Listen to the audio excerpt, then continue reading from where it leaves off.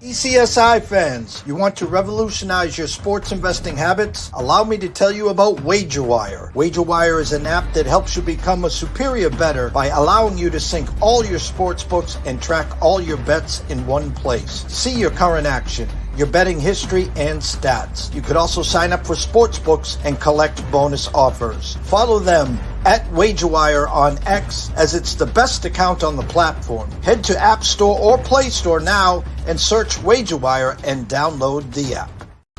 2,000 years long, we will never settle. Hard days, no way, with a heavy metal. No time, no fail, won't stop here. Like a torch to a flame when it burns hot. Won't stop. Come on, take me higher.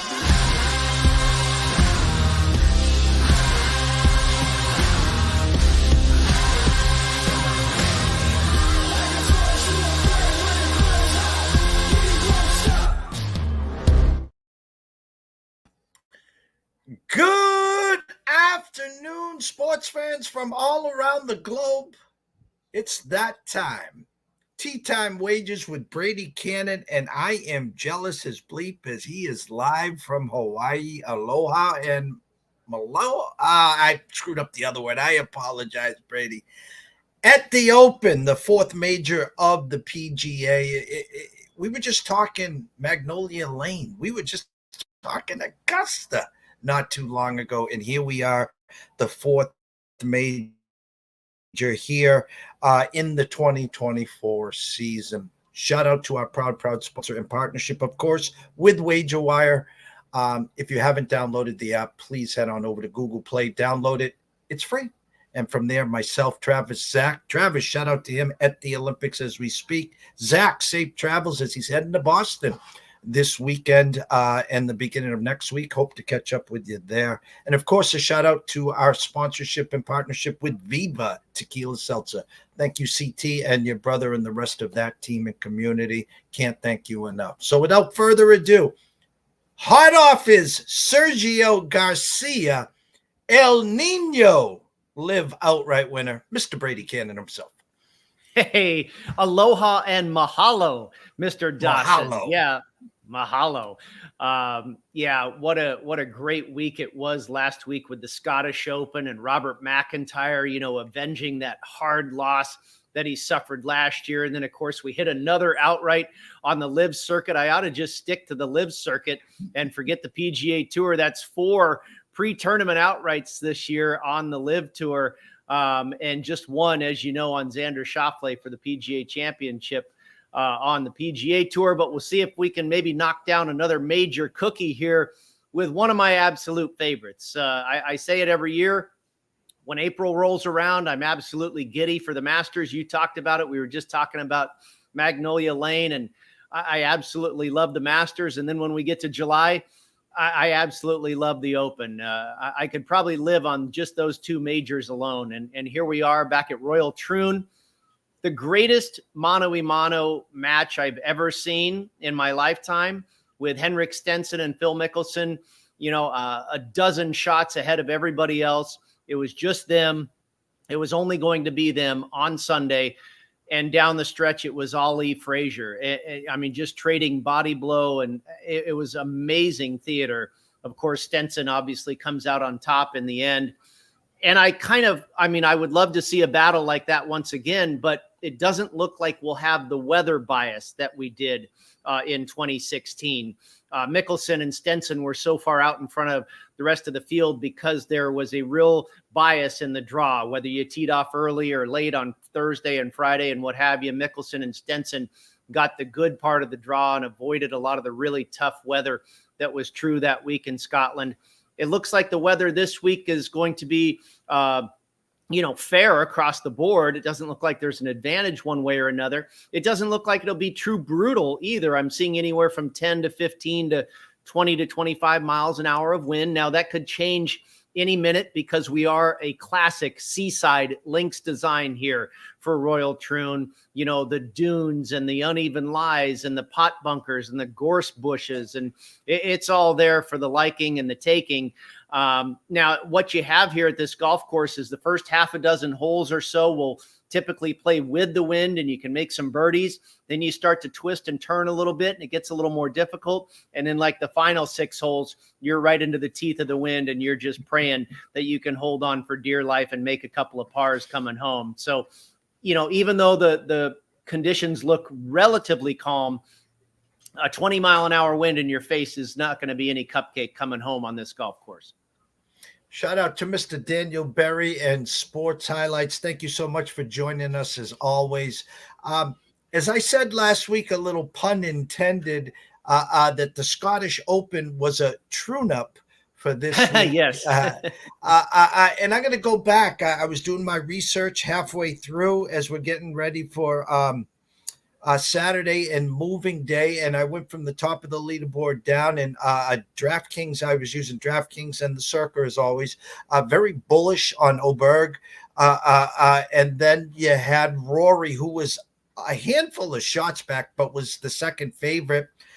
As I put in my alert, Colin Morikawa lurking in the fescue, as I noted, but at 30-1, I says, keep an eye on Big Bobby Mack and the Revenge Tour.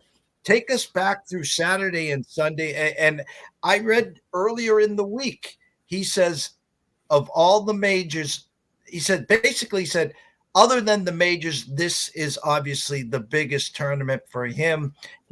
I said, Rob, Rory came and stole it last year, but what a finish. What a putt on 18. God bless Bobby Mack at 30-1 for the ECSI guys on Saturday. Oh, man, I didn't know you did that. That is fantastic. Wow. Yeah, he really kind of came out of nowhere. Heading into Sunday, he was 5-1. And like you say, Oberg was a pretty heavy favorite. I think he was about minus 150 or so heading into Sunday morning with that 2-shot advantage. And I really thought he was going to do it.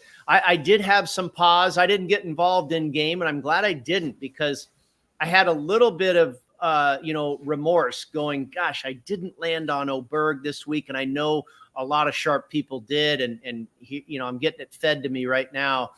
But I'm glad I didn't dive in. I stayed away from anything in game because I wasn't sure, but I had a feeling it wasn't going to be Oberg. And one of my clues was the fact that, the Prop Farm article that I do for the PGA Tour, which should be up for this week here pretty soon at PGAtour.com. The one I did last week, I knew that the folks at BetMGM had let me know that Oberg was one of their very biggest liabilities. Ticket count, handle, liability, they were, going to be in a bad place if he was going to win. And you know how sports books survive. They usually are able to dodge those bullets. And so I wasn't, I kept that in the back of my mind. And sure enough, it played out.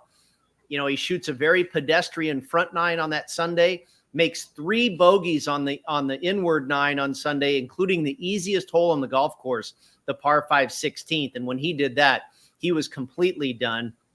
And about that same time, Bobby Mack was chasing down Adam Scott, turning back the clock. Adam Scott, I really thought he was going to win when he made an incredible up and down on 16 for birdie to get back to 17 under. He was a minus 300 favorite in the in-game wagering with 2 holes to play, which he parred out. That's what you're supposed to do there. And I thought, and that would have been, and congrats to you. And for Bobby Mack, it was wonderful. I think it would have been equally wonderful to see Adam Scott win for the first time in quite a while since the 2020 Genesis Invitational. Could have had a double Genesis there with the Genesis Invitational and the Genesis Scottish Open for Adam Scott. But then Bobby Mack makes eagle from 248 yards in the rough, drops it to 6 feet, knocks down the putt on 16 for the eagle. And then makes a birdie on 18 to really kind of do the same thing to Scotty that Rory did to him. And it was poetic justice. And yeah, to win your home country's Open, just absolutely magical. And the way he did it was equally magical. It was very cool to see and follow. And I'm happy for him. It was a great tournament, a great finish on Sunday for everybody, really, except for Ludwig Oberg.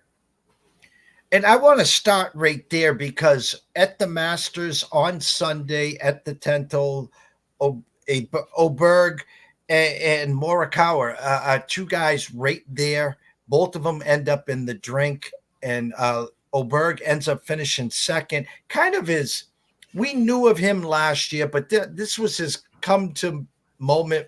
Everyone had his eyes on him. He has been on the lead or the leader on Sunday now twice. After the Masters, he talked about his knee. And ever since, and he says it's not a problem. And I am doing everything in my power this week to say, hey, you know what? I know he's going to be hanging around. He's probably going to be near the leaderboard. I just can't get there. Maybe this year of being close is the year he needs to fine tune it for next year. Thoughts on Oberg, how he's been right there now twice. We kind of figured this was the week that he was going to do it, and your thoughts moving into this week with him. I love the kid, first of all. He's become one of my favorite players. I love his attitude. I like, the way he kind of smiles his way around the golf course. And, I think he's got great perspective. He's only 24 years old. His game is beautiful to watch. He doesn't take a lot of time. He just steps up there and grips it and rips it, pipes it right down the middle. Tremendous iron player. I think the short game's only going to improve. He'll get that figured out, and it's not bad.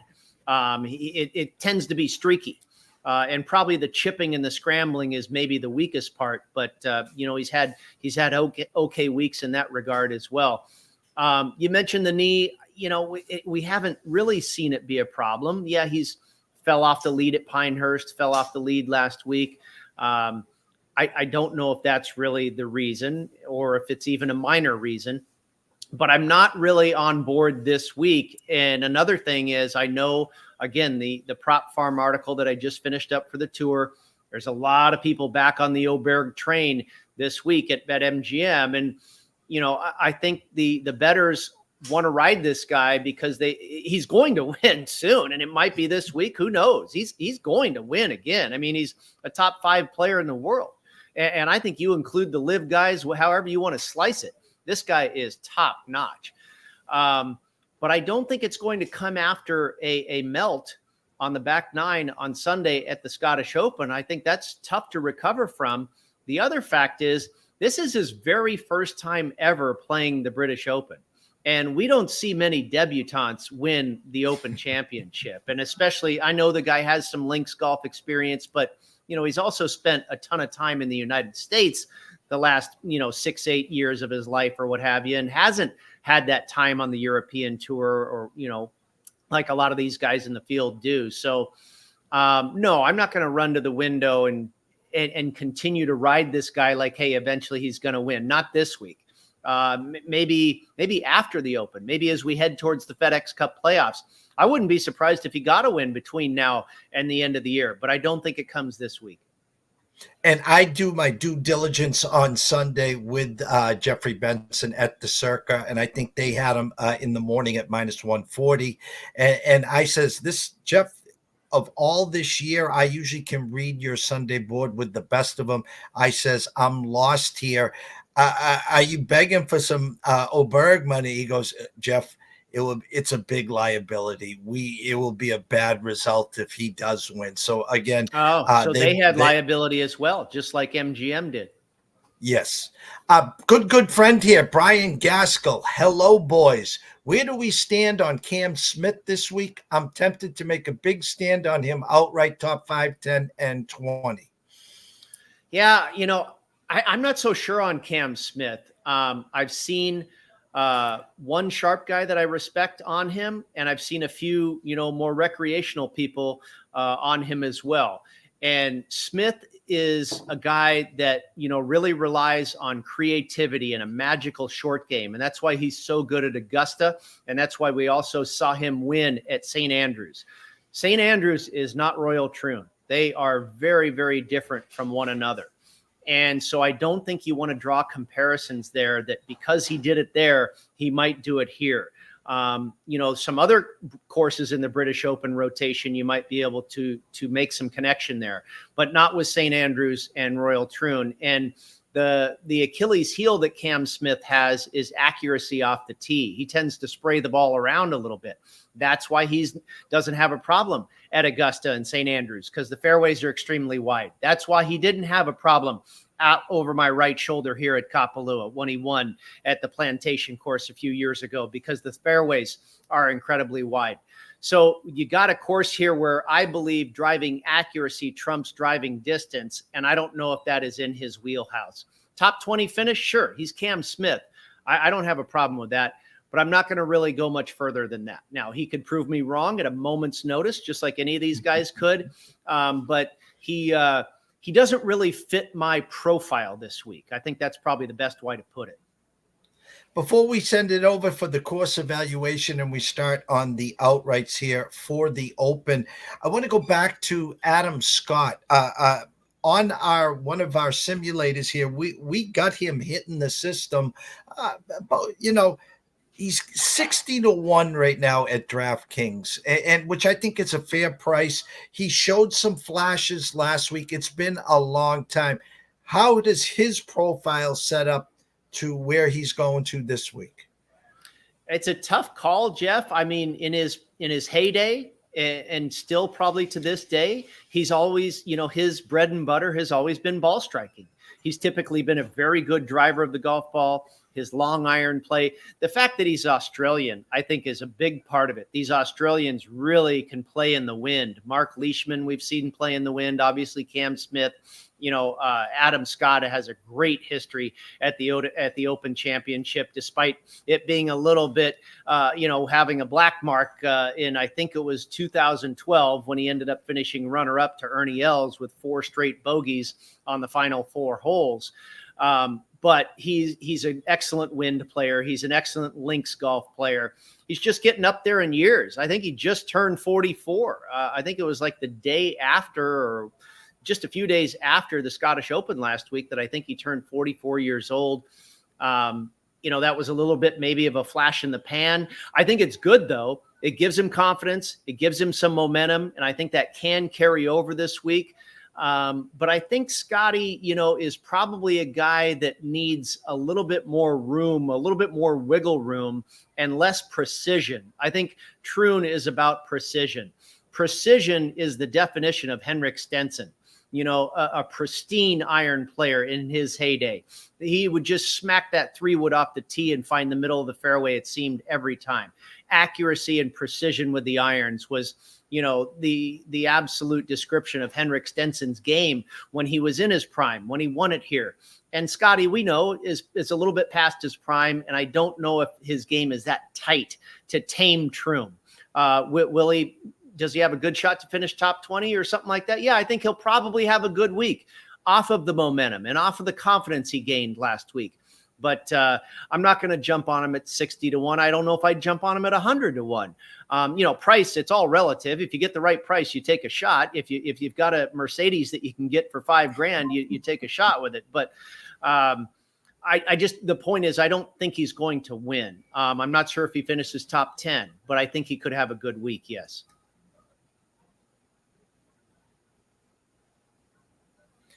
I have DraftKings pulled up in front of me, and it's kind of funny because before we started the show, Scotty Scheffler was at plus 450. He has now jumped back up to 500. Morikawa at 1,400. Xander Schauffele at 1,200. Rory, the second favorite, at 850.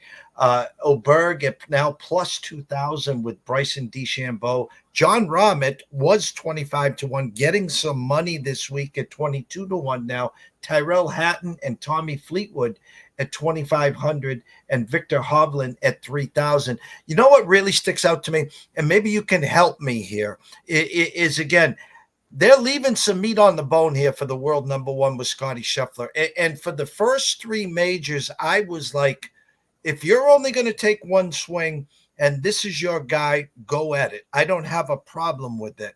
156 golfers. I think they're almost like, don't rush to the window. We got plenty of open space here.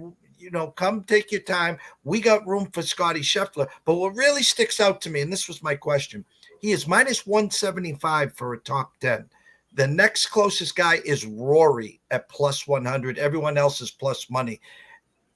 Am I crazy to say I feel more comfortable with the Scheffler minus 170 top 10 that run into the window at plus 450 or 5-1? Absolutely. That price is kind of cheap to what we're used to. It goes hand in hand with what we're getting there on the outright market. We haven't seen better than 5-1 in quite some time. I think I've seen as high as plus 550 on Scheffler. He's got a solid Open track record. It's not outstanding. There's more randomness, not only in this field with so many European Tour players. It really is a potpourri, a global gathering, if you will, more so than any other major tournament we see. Plus the randomness and the bounces of links golf and the weather. There's just more built-in inherent randomness in this event. I spoke with a good friend of mine, Nick Bogdanovich, from Circus Sports earlier today, and a couple quotes from him are in that Prop Farm article that I've been mentioning that you'll see up here soon at PGAtour.com. But I asked Nick on a personal level, I said, who do you like? Who do you, he was telling me about some of the action that they're seeing there at the counter. And then I said, well, who do you like personally? And he named off a few guys that I have in my pocket that he liked. And then he said, but I typically don't bet too much on this tournament. There's too much luck involved. And he referenced, Tom Watson and Stuart Sink in 2009 at Turnberry, and Paul Lawrie and John Van de Velde in 1999 at Carnoustie. And, right here at Royal Troon in 2004, Todd Hamilton out of nowhere is able to hold off Ernie Els. So, it's a tournament where there is definitely more randomness. And I think you probably need to be a little bit more conservative in your wagering because the ball bounces, the weather, you see some quirky things happen at an Open Championship. So, and I think that kind of goes to where you and I are headed with Scottie Scheffler.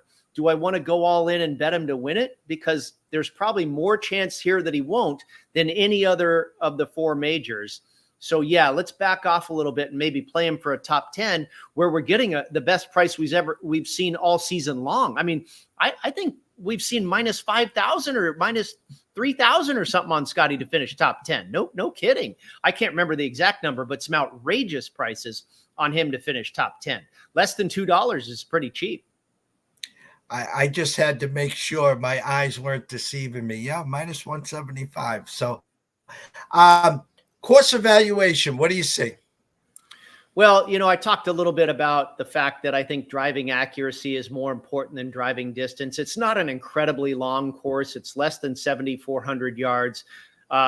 Basically the first 6 or 7 holes are going to play downwind. The last, 6, 7, 8, 9 holes are going to play into the wind. You've got a few kind of in between there in the middle of the golf course. The winning score prop, our friend Jeff Sherman over at the Westgate Superbook in Las Vegas has said he's been getting really good two-way action on the number of 12.5.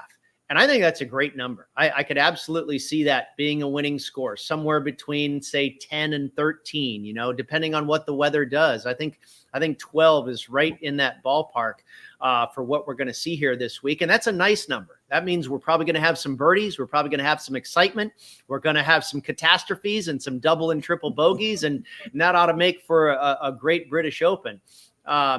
You've got a ton of pot bunkers. In 2004, when Todd Hamilton won here, he only hit one pot bunker all week. You're going to want to avoid those. They're brutal. They're all over the place in the fairways. There are rarely any even lies. You're not going to get many flat lies in the fairway. A lot of undulation in these fairways. Off of the fairways, you've got a little bit of rough, and then the heather grass, and then the gorse bushes. And those are probably all going to be found this week at one point or another. And then the greens are very, very small. Some of the small, I would imagine they're probably the smallest greens in the Open Rota.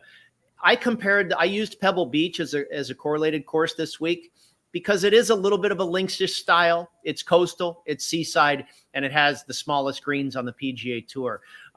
So that's where accuracy and precision, and I started early in my research a month ago looking at that leaderboard going, okay, we've got Steve Stricker and Henrik Stenson. And I know Mickelson is a little bit of an outlier, more of a bomber type player. But you look at some of the other guys on that leaderboard, Rory was up there, finished 5th. Tyrrell Hatton finished 5th in 2016. But Stenson, I think, was the epitome of, like we've talked about earlier, that attention to accuracy and iron play precision and ball striking. And then you're going to have to be a good scrambler on top of that, because not everybody's going to hit every single one of these greens with their small size and the wind that will be in play. So you're going to have to be able to get up and down as well. And that's, pretty much the thumbnail sketch of the golf course and what the skill set might be this week that comes out victorious. Well, we're at that time of the show where it's time where you crack Da Vinci's code and you get us to the winner's circle for the outrights. Well, I'm going to go in reverse order this time. I started with a massive long shot, and this is going back again to when my research started roughly a month ago. And I saw this guy pop up on a few different points of my radar. And then I saw him at the Westgate Superbook at 300 to 1. I said, I got to put a couple bucks on him. Literally funny money. And now I've seen this guy as high as, 500 to 1. It's Emiliano Grillo. And is he going to win the thing? Probably not. But again, Todd Hamilton's won here. Ben Curtis is won here. Paul Lawry's won here. It is the more random of the four major golf tournaments in professional golf.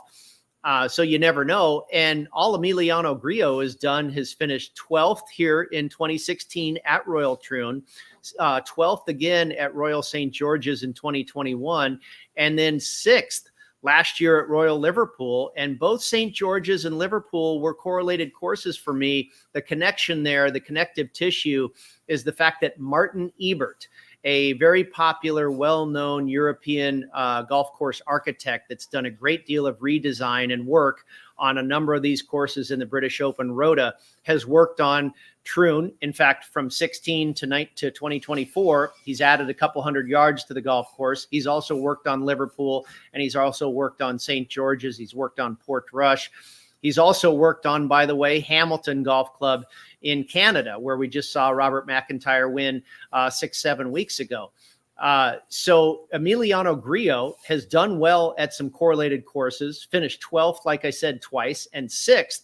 And I thought that was pretty aggressive to see this guy at 300 or 400 or 500 to 1. So again, some funny money on Grillo, along with a top 20 finish for this guy who does fit the mold. It has always been, throughout his career, an absolute premium ball striker. Now he's all of a sudden in the last couple of years turned into a pretty decent putter as well. So, that can't hurt. And then much shorter to a guy that certainly doesn't jump off the page as a links player, but he's really been improving, and he absolutely is 1,000% a ball striker, and that's Corey Connors, the Canadian. Got him at 60 to 1. You might be able to find a little higher. He has not had tremendous success with links golf, but he's been improving. He's made 3 straight cuts at the Open Championship and just finished last week at the Scottish Open 13th, and that was after finishing 19th the year before at the Scottish Open. So it looks like his links game is starting to turn in the right direction. The ball striking, we know this guy truly ranks top 10 in the field in every ball striking category. It's the short game. Can he get up and down? Can he make some putts? That's always the question with Corey Connors. But the game has been getting much better, and he's recording top 20 finishes here on this side of the pond. So took a stab with him as well, and has had success at Hamilton, where Martin Ebert, did the redesign and whatnot. So he's got some success at some of the correlated courses. Another, if we look to the PGA Tour, maybe one of the purest ball striking courses where you have to have that game is TPC Scottsdale, where they play the Phoenix Open. Corey Connors has had success there as well. And then I went down to the 2019 champion, Shane Lowry, Royal Portrush. I mentioned Ebert has done work there. Lowry also finished 2nd at Hamilton Golf Club at the Canadian Open, where Ebert has done work. And Lowry absolutely fits the profile here. An extremely accurate driver of the golf ball, a great iron player, and magic around the greens as far as the scrambling. The putting has really fallen off for Lowry this season, but putting is negated quite a bit at the British Open. Henrik Stenson was not a good putter. The greens are so slow when you play here in this part of the world. They have to keep them that way, because if they run like a tabletop, the winds can kick up and you really have problems on your hand. So the greens have to be kept slower, and that brings a lot more bad putters into the fray. Now, Lowry has not always been a bad putter. He's had a bad year, a horrific year putting this year, but the scrambling, the iron play, and off the tee, and the links prowess, the ability to play in the wind. Maybe he's the best wind player in the world. There's a lot of things I like about him this week. Played all these guys for a top 20 finish as well. Then I go down a little bit shorter to Tommy Fleetwood. You mentioned 25 to 1. I think that's still a really good price, Jeff. I got him a few weeks ago at 30 to 1. Again, he checks all the boxes. Accuracy off the tee, the wind, the links. Had a win earlier this year on the European Tour in January. His past Open performance, what he's done here in recent British Open championships, 10th, 4th, runner-up at Portrush, where we have, some Ebert influence, 12th. He's made 6 straight cuts at the Open Championship, and the last 3, no worse than a 10th place finish for Tommy Fleetwood. Also, another correlated course for me was Southern Hills, where they played the 2022 PGA Championship. Tommy Fleetwood finished 5th there and was 21st at Hamilton in the Canadian Open this year. Had a really nice round. I think he shot a 64 on Saturday at that golf course, where, of course, Ebert has done a renovation as well. And then on down to Tyrrell Hatton at 28 to 1. I mentioned a 5th place finish here at Royal Troon in 2016. He's also finished 6th and 11th at the Open Championship. Last year, he was 20th at Royal Liverpool, and he just got a win. He's been playing really well on the LIV circuit, threatening the top of the leaderboard, and finally kicked the door down last month in Nashville with his first win in over 3 years. So I love the form that he comes in. Another tremendous wind player. I was on him for his last win on the PGA Tour at Bay Hill, and the wind was going absolutely bonkers that day, and he was able to manage it and win there at the Arnold Palmer Invitational. I want to say that was probably about 4 years ago now, about 3.5 years ago. That was his last win for Tyrrell Hatton. So great in the wind, links experience, has done well in the Alfred Dunhill links before, gets the win on the LIV circuit last month. So the current form is there.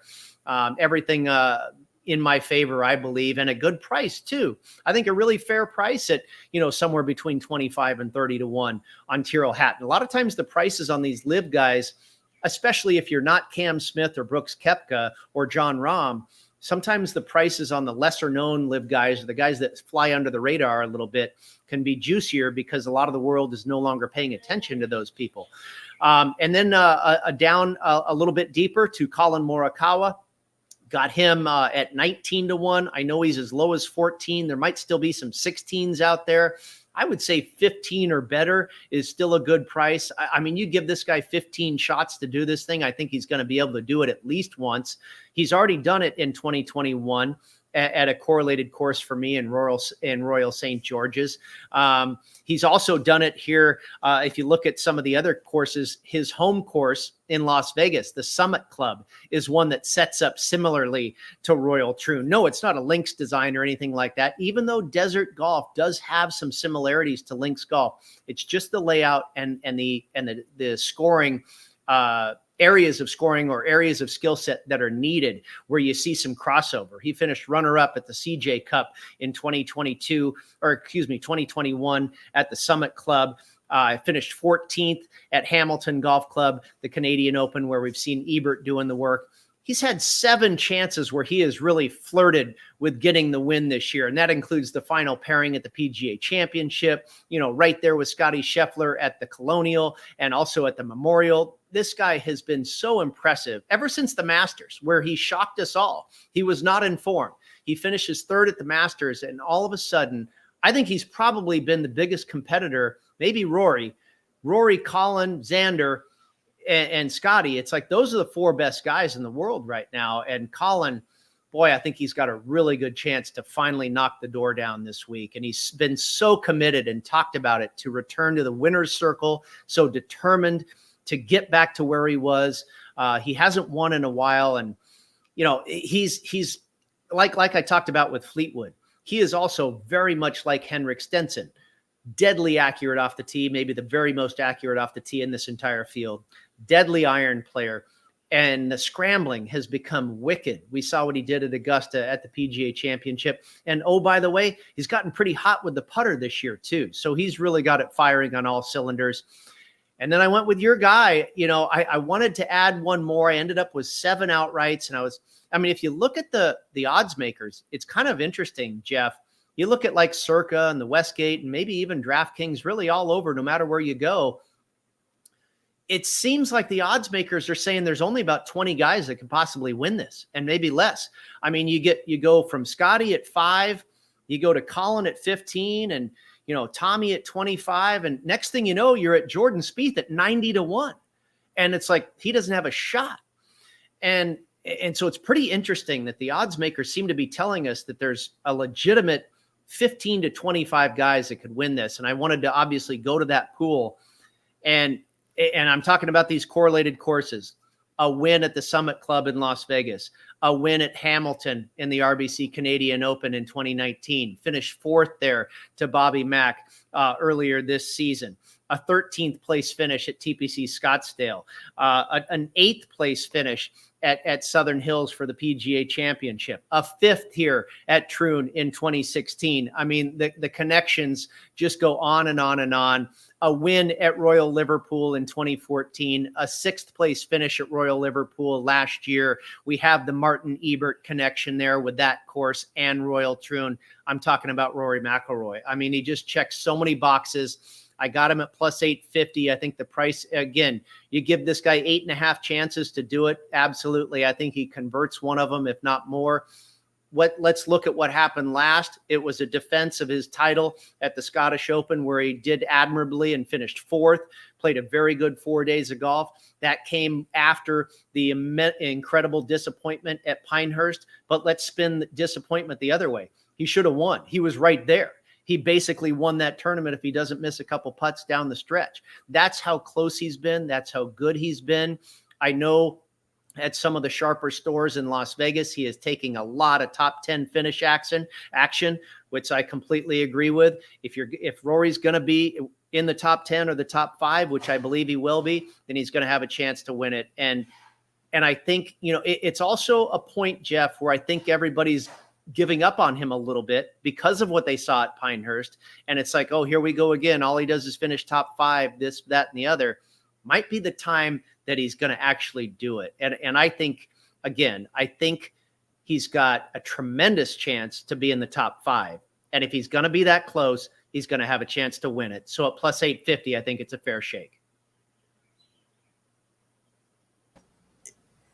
Your breakdown is just phenomenal. And as you're going from, player to player and you go into the correlated courses, you're talking about the striking, Colin Morikawa, I talked to you backstage, just stands out to me. Like, I don't know. It's almost like you wake up in the morning and you get that, oh, and of course, as you said, there's 15, 20 guys that the books are telling, that's the beauty of what we do, Brady, is, we go on data, we go on past performances. We also go on gut, eye test, feel. There's a million ways to peel this back. And for me, that reads the market, there's some telltale signs here. And sometimes I'm good enough, you touch the hot oven. The hot stove. When you were a kid, you kept trying to get closer and closer. Sooner or later, you're going to say the hell with it, and you're going to get burnt. So you get that feeling. It's the same way I feel reading the market sometimes. I'm talking about that extra meat on the bone with Scotty Scheffler here, and the enticing numbers that some of these guys are. And then as you're breaking it down and you're saying what you need, you talked about Stenson. I couldn't have done it any better. I applaud you, and you're I hope making my job a lot easier tonight when I write up my alert. Yeah. I tried it at the U.S. Open, where sometimes, just keep it simple, stupid. And I'm like, Scotty's the best player in the world. The course is perfect for him. And it didn't work. And it probably hurt him that he won the very week prior at the Memorial. What did he do after the U.S. Open when everybody gave up on him? He won again. So we were a sandwich with the two pieces of bread were the winners, and we were the meat in the middle that missed. But the point is, sometimes you have to, I often use Floyd Mayweather in my, comparisons. A lot of people think value just means a big plus price. Floyd Mayweather was incredible value at -500. He should have been -5,000. So Rory McIlroy, to me, has been so good in this championship and makes so much sense this week, has been so good in current form as of late, that I think +850 is not bad value. Maybe he should be closer to 6-1. But I again, if you break it down, like the fact that we can almost all agree that he's going to be top 5 or top 10, right? He's not going to fall off the map. He's been too good. There's too much that makes so much sense here about this championship. I like him better than Scottie Scheffler, Jeff. Scheffler is an American who's relatively inexperienced with this type of golf. Rory's been playing here since he was, knee high to a grasshopper. He's got to win. I mean, you look at what he's done at the Open Championship: 3rd, 1st, 5th, 4th, 2nd, 3rd, 6th. I think he's going to be right there again. And if you're going to give me 8.5-1 for a guy that you can almost guarantee is going to be that close, then I think it's worth a shot. 100%. And again, we got to set the alarm because he'll be teeing off in like 7.5 hours. So I know you have a lot of work to do. You're in Hawaii. I want you to be able to enjoy that. A couple head-to-heads before we leave. Yeah, I played Tommy Fleetwood at -115 over John Rahm, and I played Emiliano Grillo, our long bomb. I played him at -115 over the Spaniard, David Puig. Puig was a really popular name last week on the LIV circuit when they went to Andalusia, Spain, where we hit Sergio. But it was another Spaniard in Puig that was really popular, and he kind of fell flat on his face. He did not have a good week. The pressure got to him, and I wonder if he'll be able to bounce back this week. We have love for Grillo. I think Grillo's a good fit for the golf course, so I like him in that matchup as just a very small favorite over Puig. And then I thought it was very interesting that Fleetwood was favored over Rahm. I mean, I think the book knows who should be favored there. And you wouldn't normally think that. But John Rahm has not had a good year in the major championships. And I think Fleetwood in recent history has been a better links player than John Rahm. So, I think the timing is really good on Tommy. And at -115, I'll take a short price with him over John Rahm as well. Next week, 3M Open. Yep. Minnesota, the 3M Open, TPC Twin Cities. Kind of similar to what we see, what we saw prior to the Scottish Open, the John Deere and the Rocket Mortgage. It's going to be of that same ilk. And we'll probably be looking for a guy like Aaron Rye or something like that, Davis Thompson, something like that. Probably, a birdie fest type situation, and see if we can land on another winner. All right. And since you are on vacation, no grid this week, correct? Or do you? Yeah. Nope. I will not be on the sports grid later this evening. They do have my plays. I recommend that you tune in to Gabe Morency and Cam Stewart. That's at 10 p.m. Eastern this evening, Monday through Friday, 10 p.m. Eastern. They appear and they do a super job. And Cam is definitely a very sharp golf handicapper. He'll have his own picks, and they'll be discussing mine as well and kind of doing their reaction to my plays. So ought to be a good segment regardless. And they can find, obviously, you work on Twitter at Las Vegas Golfer. Where can they find all your written work, Brady? Yeah, if you go to Twitter there, Las Vegas Golfer, I've posted my article that I did for golf.com. It's got all the guys that we talked about, maybe a little deeper analysis there for you to check out.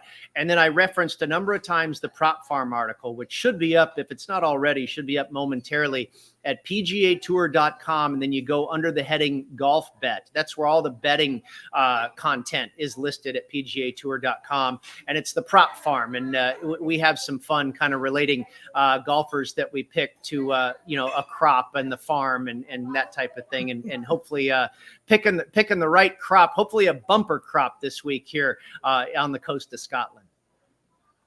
Well, we're blessed, honored to have you here today, especially as you are somewhere where everyone in the world wishes they were, in Hawaii. We can't thank you enough. To everyone here watching and listening, it's an early tea time. So after the show, run to your local books or your online, open up those apps, get these plays in.